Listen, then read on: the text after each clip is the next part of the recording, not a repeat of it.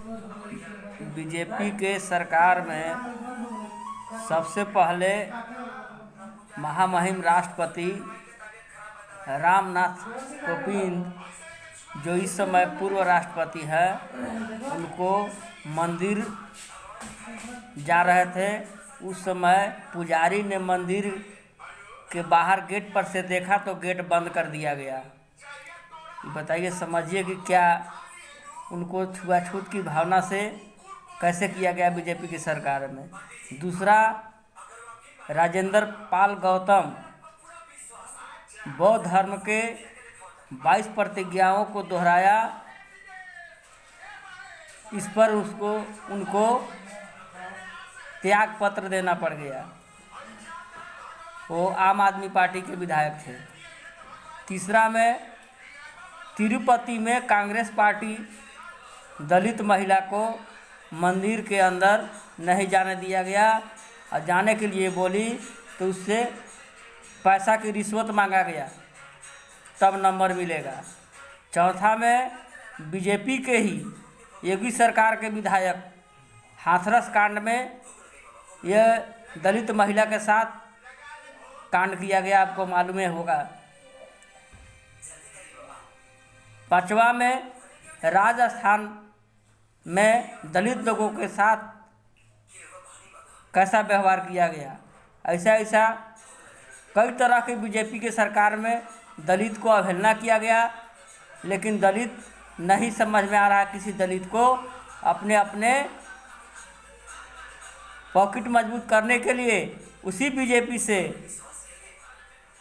दलित लोग टिकट लेकर के और देश को बेचना चाह रहा है बीजेपी के साथ। चाय वाले के साथ, चाय बेचने वाले के साथ देश को बेचना चाह रहा है, दलित वर्ग के भी है।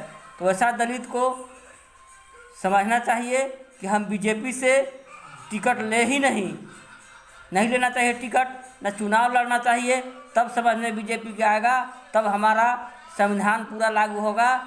जब ऐसा बीजेपी की सरकार में हो रहा है तो समझिए कि देश के जो संविधान दिल्ली में रखा गया है उसको बदलने में कितना टाइम लगेगा बीजेपी को। बीजेपी के सरकार में मोहन भागवत जी समझिए कि राष्ट्रपति हैं, मालिक वही हैं। मोहन भागवत जी के चल रहा है। अब चुनाव आया तो कथित तौर पर मोहन भागवत जी कह रहा है कि नहीं, दलित को आरक्षण मिलनी चाहिए। जब तक दलित नहीं कहेगा कि मेरा आरक्षण खत्म होगा तब तक नहीं कहना चाहिए, क्योंकि अब लोकसभा का चुनाव आ गया है।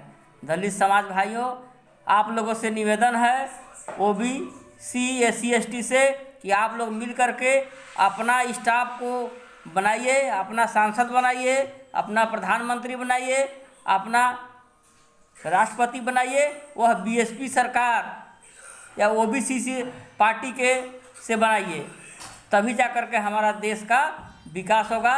नहीं तो विकास होने वाला नहीं है।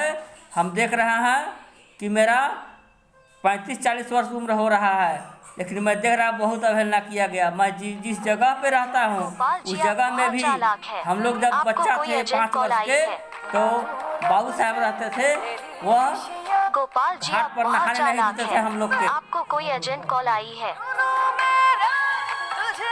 ऐसा कांड हुआ है मेरा सामने।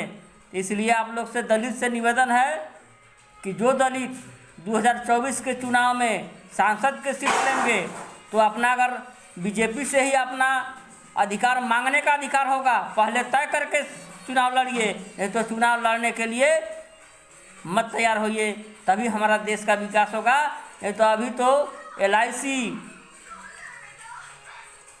LIC रेल विभाग बेचा है, अब पूरा देश को ही बेच देगा। शिक्षा विभाग बेच देगा। बताइए, शिक्षा विभाग बेच देगा तो हमारा दलित के बच्चा कहाँ पढ़ेंगे? कितना फीस हम लोग देंगे? प्राइवेट विद्यालय में भी फीस देख रहा है। अगर IAS PCS करना होगा तो दलित समाज के बस की बात नहीं है। और हमारा आज भी सीट खाली पड़ा जा रहा है और इसीलिए हमारा आरक्षण रद्द कर रहा है कि उस सीट भरने पाएगा ना कुछ होगा। इसलिए BSP की सरकार बनाइए और पार्टी की सरकार बनाइए, जिससे कि हमारा संविधान को रक्षा हो सके। जय संविधान, जय भीम, नमो बुद्धाय।